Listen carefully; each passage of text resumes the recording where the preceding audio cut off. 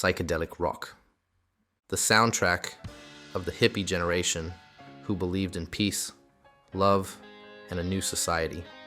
Between 1966 and 1969, it burned fast and bright, and in those few years, it changed music forever.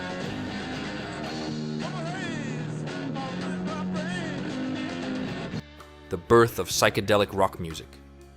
The 60s were a time of enormous change.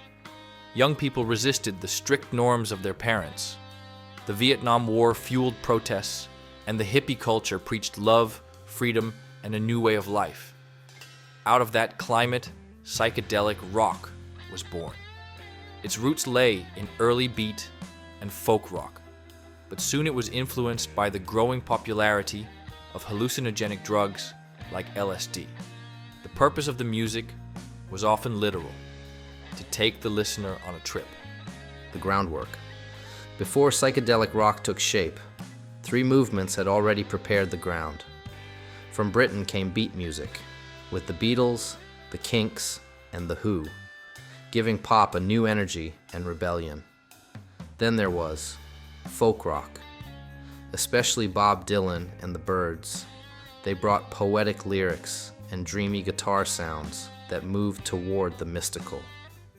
And third, blues rock, with the Yardbirds and the early Rolling Stones, showed how far you could go with improvisation and electric tension. These influences melted together. When drugs and the hippie movement rose, the spark was lit. Music was no longer just entertainment. It had to become an experience. The Beatles and Revolver. The official starting shot came in 1966 with Revolver by the Beatles. Especially the song Tomorrow Never Knows was a revelation. Tape loops, Indian influences, and John Lennon's mantra-like vocals turned it into a psychedelic trip instead of a normal pop song. Lennon later said, "It was my first psychedelic song, just me singing on one chord." A year later, the Sgt. Pepper's Lonely Hearts Club Band album came out and is often seen as the symbol of the movement. The colorful cover, the surreal lyrics, the studio tricks, and the idea that an album could be one whole. This was the moment rock grew up and experiment became the new standard. The pioneers. After the Beatles, other pioneers came flooding in. In San Francisco, the American psychedelic core took shape. Jefferson Airplane released Surrealistic Pillow in 1967 with Somebody to Love and White Rabbit. That last one became the anthem of the LSD generation. Grace Slick sang, "One pill makes you larger, and one pill makes you small." One pill makes you larger, and one pill makes you small. It was a musical mirror of the time. The Rolling Stones also joined the psychedelic wave with the album Their Satanic Majesty's Request, released at the end of 1967. Though often seen as their strangest record, it captured the colorful atmosphere of the era. The highlight was She's a Rainbow, with its bright piano line and dreamy lyrics, showing that even the Stones could not escape the pull of psychedelia. As Mick Jagger later admitted, "We were all influenced by what the Beatles were doing. Sgt. Pepper pushed everyone to experiment." The Grateful Dead became famous for endless jams. A Dead concert was not just a show, it was a ritual. Music, light shows, and drugs fused into an experience that could last for hours. Their loyalty to the hippie community made them the house band of the Summer of Love. The Doors gave psychedelic rock a dark edge. Their debut had Light My Fire and the epic The End, with Jim Morrison's poetic and hallucinatory words. Musically, they leaned on blues and jazz, but Morrison's theatrical style made them essential to the movement.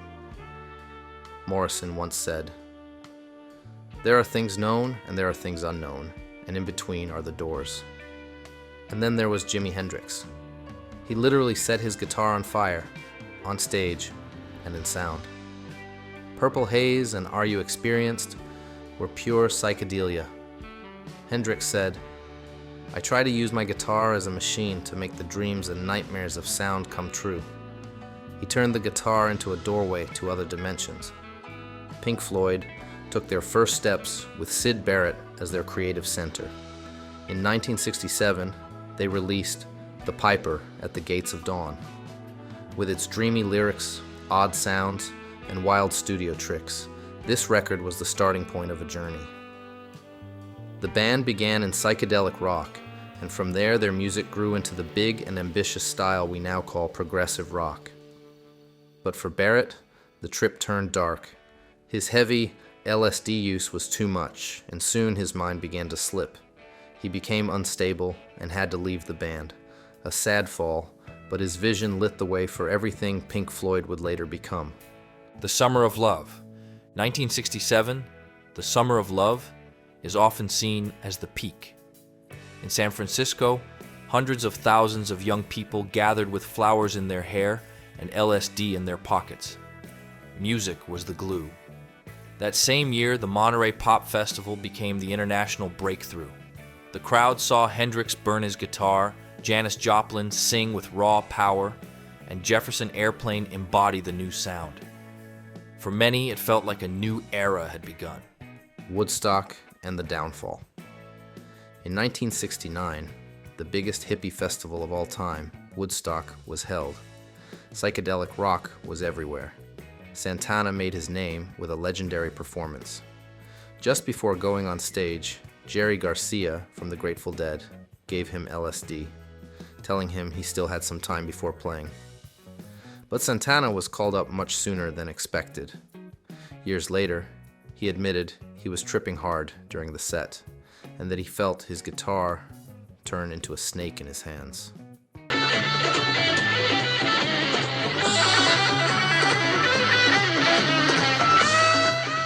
Jefferson Airplane also played one of their finest shows, and Hendrix closed with a distorted psychedelic version of the American national anthem. It looked like the ultimate victory of the movement.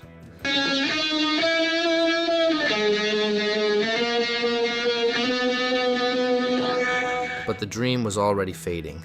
Drug use took its toll, and icons like Hendrix, Janis Joplin, and later Jim Morrison died young.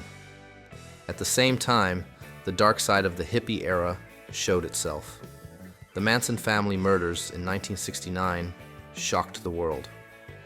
Charles Manson had lived among hippies, preaching peace and freedom on the surface, but twisting it into violence and control.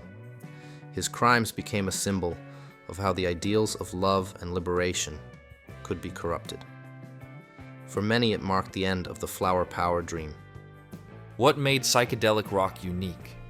Unlike ordinary rock, psychedelic rock was not about short hits or tight choruses. It was about the experience. Songs were often long, filled with improvisations, sitars, mellotrons, and effects like echo and reverb. The lyrics were surreal and spiritual, meant to take the listener on an inner journey. LSD played a crucial role here. Musicians tried to recreate the feeling of a trip through sound, stretching songs into sonic voyages. George Harrison once said, "After taking LSD, I put it all together. I realized that every atom in the universe is connected. That idea, that music could be a path to unity and cosmic insight, was at the heart of psychedelic rock." The short peak. The remarkable thing was how short it lasted. From 1966 to 1969, the world revolved around this music. Then many bands split or moved on to prog rock or hard rock. But in those 3 years, the way we listened to music was changed forever. The symbolic end of the hippie era came at the Rolling Stones' free concert at Altamont in 1969. The Hells Angels were hired as security, and the event turned violent, leading to several deaths. Want to see more coverage on this? Go check out our video, Top 10 Concert Tragedies That Shocked the World. Revival and modern airs, psychedelic rock never disappeared. It only changed shape. In the 70s, its influence showed in progressive rock bands like Yes and Pink Floyd, and in hard rock and metal acts like Led Zeppelin and Black Sabbath. They were not psychedelic in the same way as the 60s pioneers, but they carried elements of it in their sound, with long songs, heavy use of effects, mystical lyrics, and a sense of turning music into an experience. In the 80s and 90s, new waves came. The Flaming Lips, Spacemen 3, and the Brian Jonestown Massacre kept the spirit alive, often underground but with loyal fans. Today, psychedelic rock is alive and well.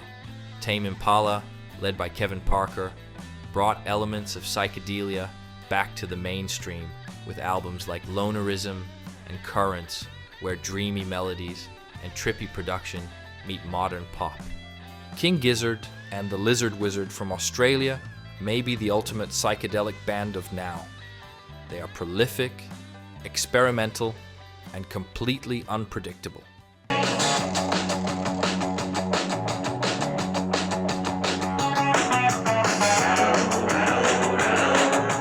Other examples of modern psychedelic bands are the Black Angels from Texas, the UK band, the Temples, and Goat from Sweden. The legacy. Psychedelic rock had only a short peak, but its impact is timeless. It gave us new ways of recording, new themes and lyrics, and most of all, the conviction that music can be more than entertainment. It can be a doorway to another reality. Above all, it will always be remembered as the music of the hippies, a generation that believed music could change the world.